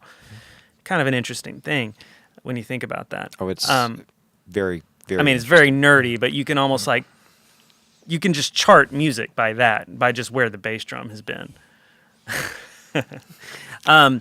So anyways, I think that's where it started, is just like an obsession with the articulation of everything. But then it got darker in the fact that drummers felt like they didn't have to play as artfully anymore because everything was mic'd. So they didn't have to mix themselves, for lack of a better term. Ooh, I've never thought of that. Well, drummers had to basically, if you want something louder, you would hit it harder, or you would rim shot, or you would change your technique on how you were playing the other things. Perfect example of this, because everybody seems to continuously agree that some of the greatest drum sounds ever in rock music is Led Zeppelin. One of the greatest stories that I personally know, this isn't, you know, obviously not, this is third-party story, but from what I understand, I think it was the second Led Zeppelin record where they, what's his name? Ed Kramer? Eddie. Yeah. Yeah. They had a microphone plugged in that was in the hallway, and John Bonham put on his headphones and heard it. And that great like chamber effect, you know, slap delay kind of thing. And he's like, "What microphone is that? That's exactly the sound I want. Like, that's the hallway microphone. And that's the sound right there." And they're like, "That's great, but all we can hear is your hi-hat." You know, because we're not getting. And he's like, "Well, I'm going to sit here and learn how to play to that microphone." And there you go. I mean, like that is actually 10 years removed from the more jazzier approach of like playing the drum kit as a unit. They thought of it as a guitar. You play a guitar. I play the drums. Right. It might be 4 individual tones I'm hitting, but this is one instrument. And that has changed as generations have listened to music differently. This is just my opinion on it. So, I think you're very much on target, though. And I think that like we became obsessed with just the distinct articulation of everything, and so it changed the way people played. And so now it doesn't sound good with a lot of drummers to just put a microphone in front of the drum kit, even though a million beautiful recordings were made that way. Motown records, for example. You're going to tell me those sound bad? You know what I mean? Yeah. It's, so, but those drums sound great because there's no chance of phase. Yeah. Because there's nothing to worry about. Exactly. You know, there's 1 or 2 mics tops. And the drummer is playing great because that drummer is used to playing with an ensemble and playing a drum kit like it's an instrument. So dynamics, they don't, yeah, everything. dynamics, and I mean that's why those records sound so good. Yeah, because it really just happened. It happened that way. That's an incredible way of looking at it. I've always thought of, once again, kind of, we're definitely cut from different cloth as far as the way that we were brought up, looking at drum kits and so on and so forth. Maybe not. I mean, I think that like we just learned different techniques. I think we learned a lot of the same stuff. I don't know. I mean, I think that for me, I just somewhere early on, I was like, why do these records sound better to me? I mean, maybe they don't have point. as much top end. Maybe they're not as, quote, as exciting sounding as stuff that's out now, quote. But for some reason, I find myself going back to these records more. I'm not fatigued by them. They just they're like open arms where you just walk inside and enjoy the music. Whereas so much music in the 90s and the early aughts were like almost, it was produced like it was a dare. It was like, it was just like, I'm going to beat the shit out of you. And you're yeah. going to like this, and you're not going to get a second to not pay attention because there's going to be something happening here. And it's very bossy. And I don't know if I like music so much that's like that, really, at the end of the day. Well, I think about a lot of the stuff that were some of my favorite bands back in the 70s. I was listening to, I'm going to give you Can you guys like The Tubes, Yeah. Journey, that kind of Journey's thing? definitely one of them. But I mean, those like are really Foreigner, great. Foreigner, great, yeah. And when you analyze like the drum kit now, it's like it's still great drum parts. It still fits exactly what they were, as opposed to, and you're absolutely right. I mean, coming up through the 80s, for me, pop music really kind of destroyed it for me, because of all the different sounds that were being generated coming up through the 80s. And maybe it was experimentation that was going on with drum kits and just drum sounds. Well, you had this period of time where everybody just used a Lindrum. Exactly. Which Lindrums are really cool, but like there's this time where every record's the snare sounded like a metallic sneeze. Oh yeah. Yeah. Yeah. And it's unfortunate because a lot of good songs were kind of ruined by that. No, absolutely right. Sorry, I interrupted. No, but I guess my point was behind that was thinking through exactly that, because I grew up with the Lindrum. I remember when the Lindrum actually hit the market, and a part of the way that I was taught was no matter what, you become very consistent with everything that's going on. So you know that your kick drum is going to be here, your snare is going to be here, and it had everything to do with it. Dynamics got pulled out of it. Let's just say it that way. Yeah. You know, it no longer was using a real human being that could actually play with dynamics and so on and so forth. And yes, even the studying of records like the Tubes and stuff like that. Little did I know, but even back then, there were samplers that were being used. Yeah. You know, this was something new and fresh, and it. I don't know. For me, it was the kind of thing to where this is new and fresh, and so this must be where we're headed with it. And I kind of liked it, but I didn't know, how long we were going to be able to hang in there with that. And also the simple fact that I didn't really know how to get really good drum sounds back in, this is the early 80s when I first started off. I remember very distinctly sitting down with vinyl records listening to AC/DC. Sure. And it's like, oh, that's just the most awesome drum sound. And you What, go back like and... Back in Black? Yeah. Yeah. Yeah. But it's still a really great sounding record. It really is. Yeah. One of the other things that I just had mentioned to me by a drummer was that there are certain records where you can tell the guitar player actually kind of programmed the drums because the drums are being played like a guitar player would play the guitar. Sure. And I went, I've never thought of that before. Sure.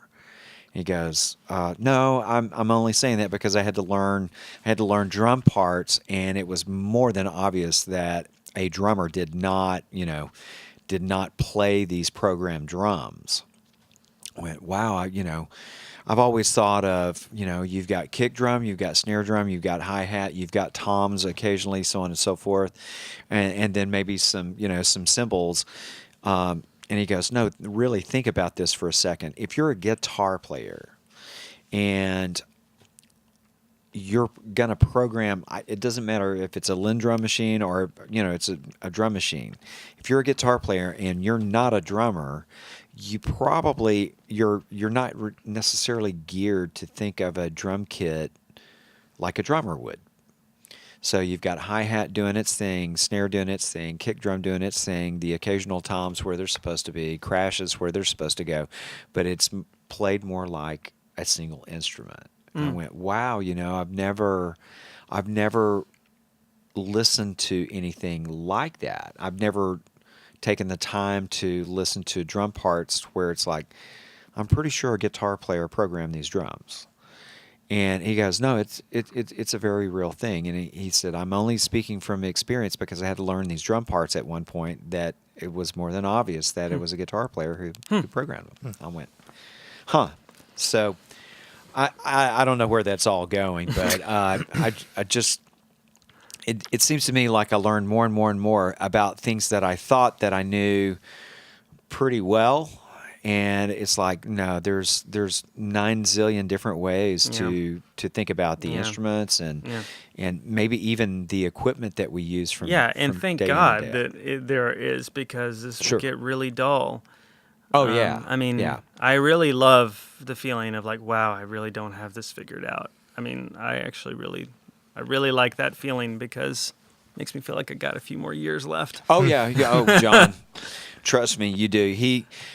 Robert goes, I figure you got another 40 years in you, and it's like, nah, I don't want another 40 years. I'm just trying to be really optimistic. I'm just talking professionally, man. That's all. I mean, who knows about the rest of it? I'm just talking, being able to do this and like have a good time and feel like it still maintains some magic to me, Oh, and that's all I mean. I think we all, and forgive me for kind of taking over the mic when it comes to all this stuff. I have found that I've become very passionate when seeing youngsters, what I'm going to call youngsters, kind of coming up through whether it's through school or they show signs of being interested in the recording arts, and it's like, man, there's a part of me that is longing for them to be able to grasp hold of more than just the technicalities of it. Sure. And I don't even know how to say this, but I have students where I want it for them so badly, but they don't realize what's in front of them. Like they're kind of coming into this very blindly. It's like the old saying, well, I like music, so I figured I'd get into this, and it's like, you have no fucking clue how deep this can go. Sure. And I get it. I understand. We all probably had to start somewhere. I would be a liar to say that I had this in mind when I was 10 years old, that I wanted to be a recording engineer. Mm-hmm. Here's what I did know at 10 years old was that I freaking love music. Mm-hmm. I knew that it was a communicating device. Didn't know much else about it other than I really liked it. But I have begun explaining that it chose you rather than you choosing it. And you need to protect that. You can't poo-poo that. Mm-hmm. Whatever it is. Mm-hmm. I don't know for some of these guys, and I, what I teach is not everyone's cup of tea by a long shot. It is for a few. But what I also try to explain to these folks, the techniques that I'm showing you is going to allow you to explore your craft, your art even more by getting the technical stuff out of the way and letting it free you up so that you can be more creative and more whatever you deem viable for your life. Yeah, I mean, we're kind of going right back to where we started, where it was like, you're obsessed with like the minutia and the gear, and you think that this piece of gear will hold all the secrets or something. Yeah. And of course it doesn't. None of that really matters, frankly. It doesn't. I just need a Neve preamp, Yeah. U87, 1176, and I'm good. Yeah, and I will make records like George Martin or something. Yeah. You know, like that's all you need. And I mean, that's what I believed when I was at 18, 19 Well, years people are old. making like there's a new genre of music out there called like vaporwave. Sure. It's like they say that it's like a genre of music that's the first genre of music that's been created from the internet culture. sure. And It's- they're not using, I don't think they're using They're not any using gear. really anything. They're taking pre-recorded things and manipulating them. And actually, I would have to say that vaporwave I think is really interesting because it's one of those things that when I first heard about it, I was like, that is some grade A horse shit right there. But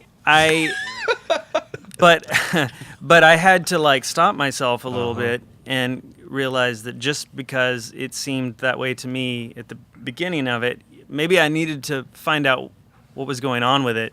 And I do actually think that it's really interesting that these kids are so in. Basically, what it consists of is they're taking old recordings of like commercials from the early 90s, stuff before they were born, Okay. like jingles or like elevator music, Okay. like Muzak. Like let's say Muzak. Muzak's a great example. They take a Muzak thing and they just simply slow it down, and that is the music, right? Now, that sounds really stupid as I describe that, but I have to say that when you listen to it, it is very strange, and it is definitely much more evocative to me than listening to the elevator music. Does that mean it's art? By my classification, it does, because somebody discovered it and said, this is art. Now, I'm kind of an arty dude, and I think that the term art can be a lot of things. Sure. But there's a terminology that I think I'm going to say this right, but it's called phenomenology. It's a real word, actually. It sounds like a made-up word. But phenomenology is when the experience of a piece of art or music, let's say music, when the experience of a piece of music affects you, even though logically you know it's dubious. And that's how I would describe that. It's like this logically offends me, but I am like, I am attracted to how it makes me feel.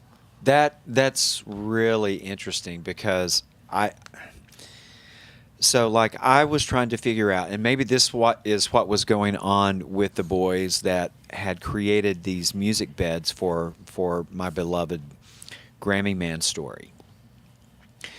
John, I was getting rough cuts back from the editors of this documentary, and my version of what was going to take place musically was very, very, very different from what they were listening to as they were doing these rough edits along the way. Okay. As a matter of fact, I mean, if I'm being totally blunt and honest about So you attempt it with music, is what you're saying? their attempt was, I didn't understand it. I couldn't understand how they were getting the cuts, because everything has a pattern to it, even in building the documentary itself. We're not talking frame count. We're not talking second count or minute count. We're talking, okay, so right here's where it feels natural for this to shift over into a different path that we're about to head down.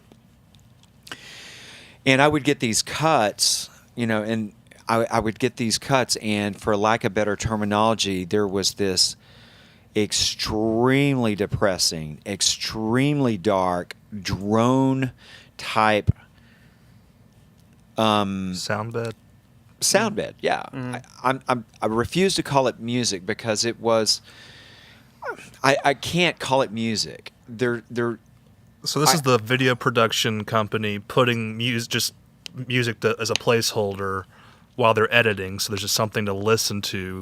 And they're sending this to you, and the way it's making you feel is just... Well, so they obviously felt like the movie had a different tone than you thought.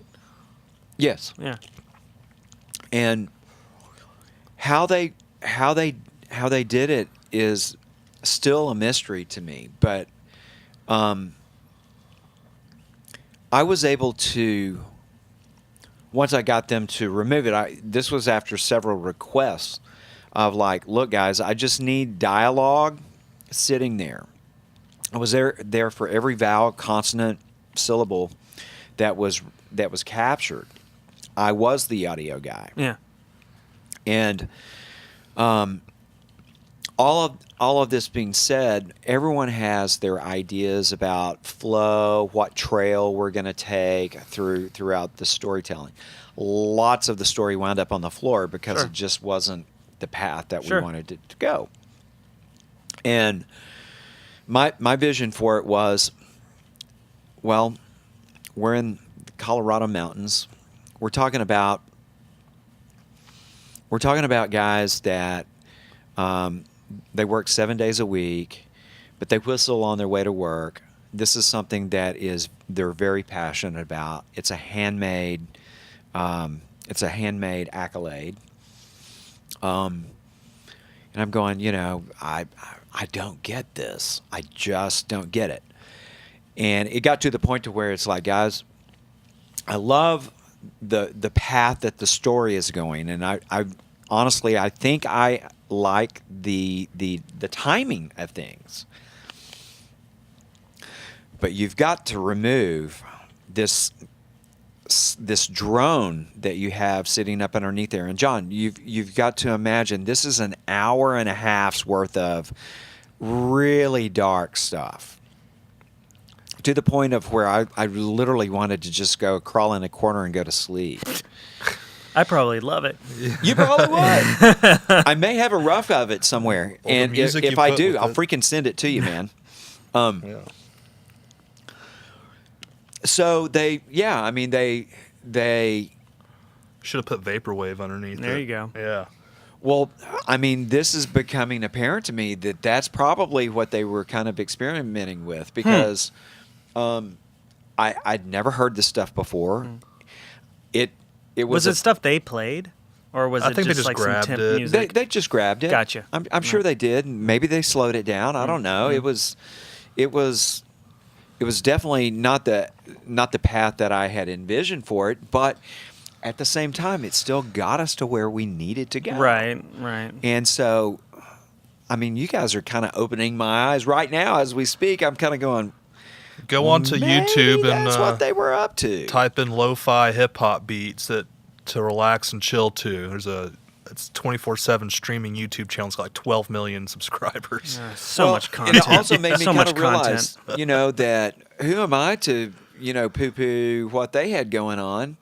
Well, who are you? You're the person that made the film, and you. I mean, you were You get to calling say. some shots. I think that it was great that they tried something and that they were expressing themselves, and maybe that's as we just said it helped them get a flow that you ultimately were happy with. You just had to mute the.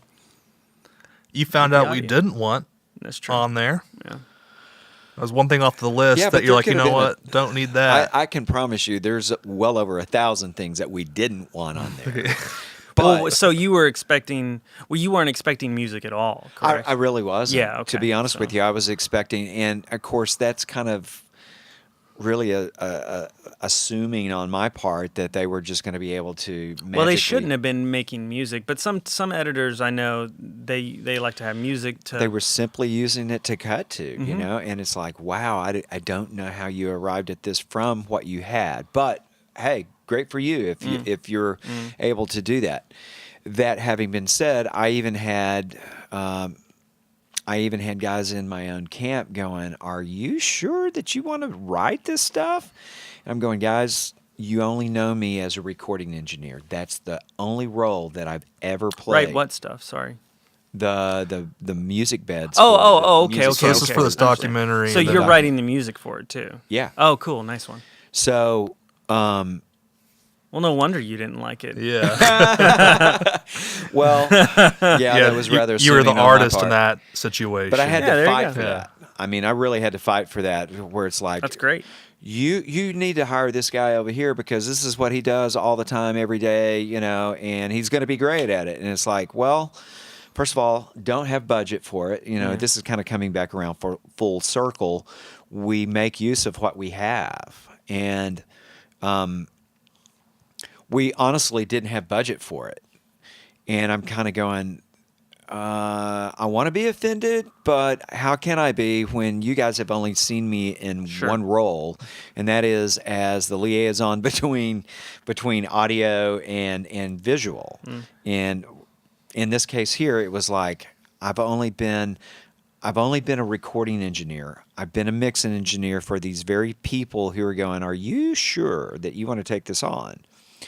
And come to find out a little bit later on, even the co-executive producer that was producing with me, he goes, I actually thought that you might have bitten off a little more than you were going to be able to chew. Until one day I just walked in and I saw what you were doing. I heard what you were up to. And I'm going, yeah, my ways aren't necessarily the straight ahead writing notes and so on and so forth. The one thing I'm definitely smart enough to know is that we borrow ideas all the time. And just because I like this over here doesn't mean I have to make it exactly the same. I can change it just a little bit and tweak it and so on and so forth.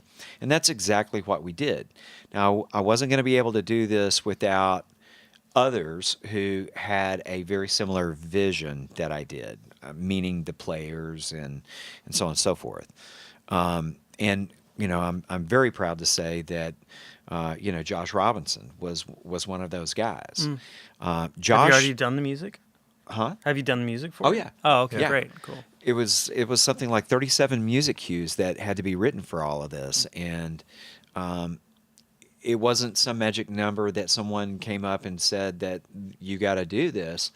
I'm the guy who came up with it, and for me,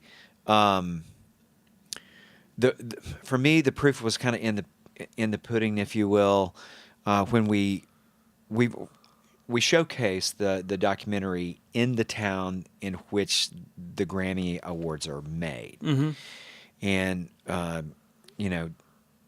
the Grammy man himself was there, literally with tears rolling down his down his cheeks, and he goes, I don't know how you guys captured me, but however you did it, you've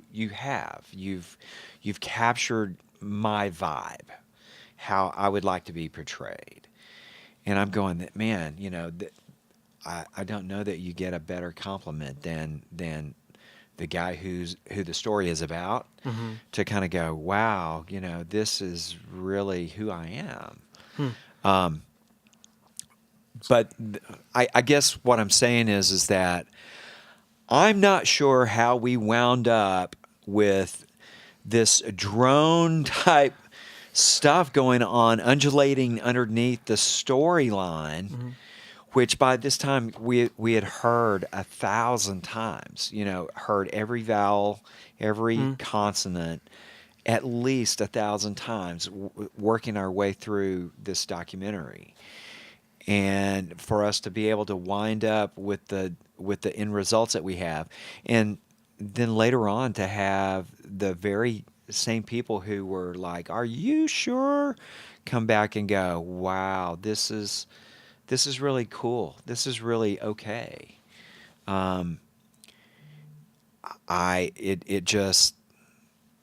It flabbergasts me to know that there's more than one way to getting from point A to point B, and it turned out really good. Because here's my point: is that I'm not sure that the two viewpoints could have been any more opposite than what they were. But somehow, some way, we wound up. I hope. I hope. Well, you got confirmation. The guy you did the story about, brought tears to his eyes. But I think, like for artists in the studio, if you're producing them, that's kind of what you want to do as well. It's like they come to you with their music, their songs, and you help get them to that feeling that they want to portray, or Yeah. It's about capturing it the right way, I guess. Well, I know that we've been here for a couple of hours now. All right. And John, I can't thank you enough, my friend, for course. taking the time to course. come hang with us and great talk to with see us you. just a little bit. Oh, it's always a pleasure to see you, sir. Thank you for this. Sure. For the of course. time. No worries. And loaded question for you. Load me up. Are you gonna be moving your studio from Dallas? I don't have any plans to move the building. The building will stay exactly where it is. No, I'll continue to own the studio here. I mean, I hope to soon have a property that I can have just more space out in LA of my own. Sure. But no, I'll keep a studio out here. Why not? Gotcha.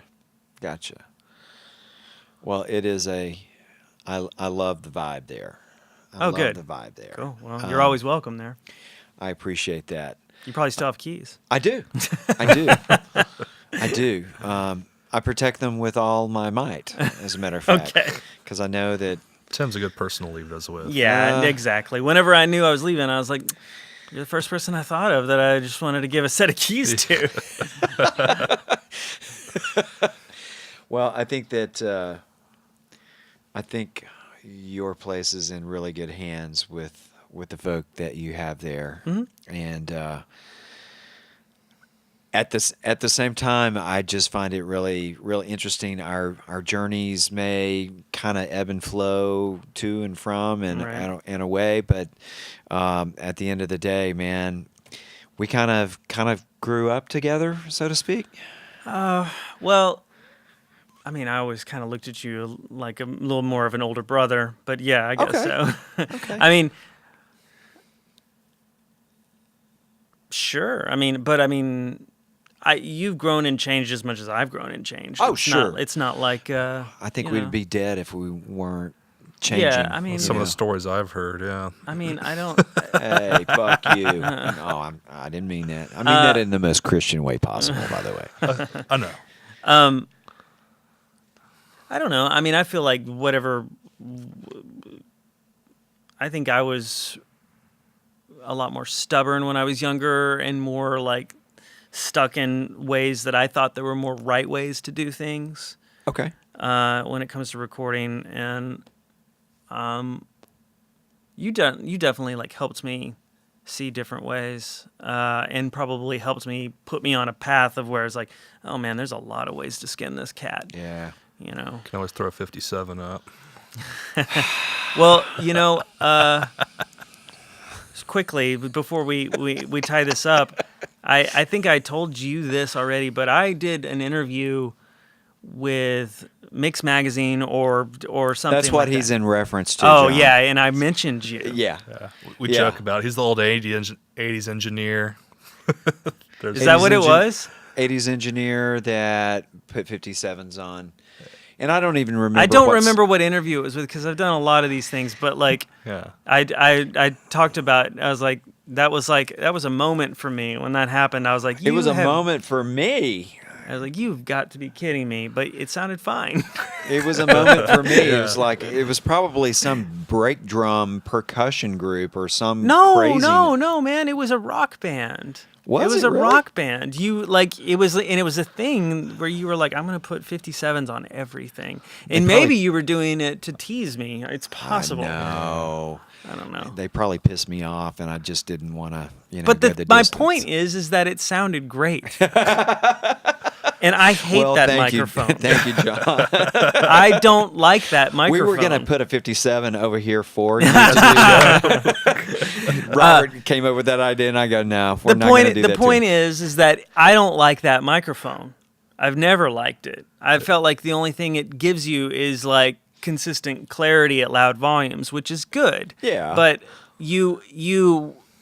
that was a teachable moment for me where it's not about the gear, it's about the engineer. Mm-hmm. And you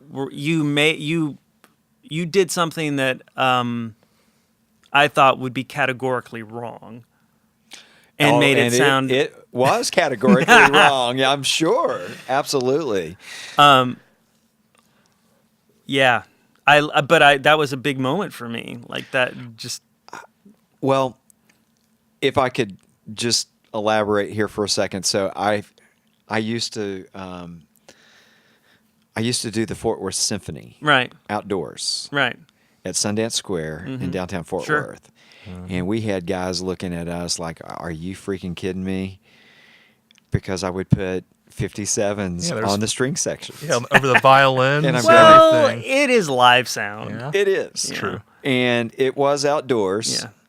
And, condenser microphones just aren't going to get it done. No, not going to get it done. Wind blowing through there, Yeah. just every little thing. Did you know... This is hilarious.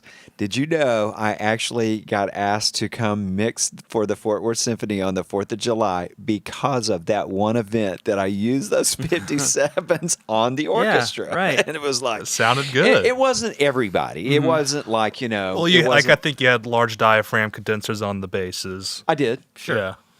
I understand. I mean, yeah. The thing is you needed a microphone that would get the job done and wouldn't have a bunch of noise and all And this feedback and all kinds of... You needed. crapola. Actually, to me, you made the professional choice as opposed to the pretentious choice. Yeah, I mean, the irony of the whole thing is on the 4th of July thing, got a large sound company and they've got all these condensers setting out there, and it's like, oh yeah, I'll this take is those gonna- 57s. Yeah, it's like, have you guys ever tried? It's like, no, we're not doing that. Okay, just saying. Well, John, thank you so very, very much, buddy. Man, until we get to. Maybe one of these days I'll get to come. Maybe Beck will let me make my way out to L.A. You can and bring back. You got I spare don't- bedrooms, man. Wow. Just come and stay with us.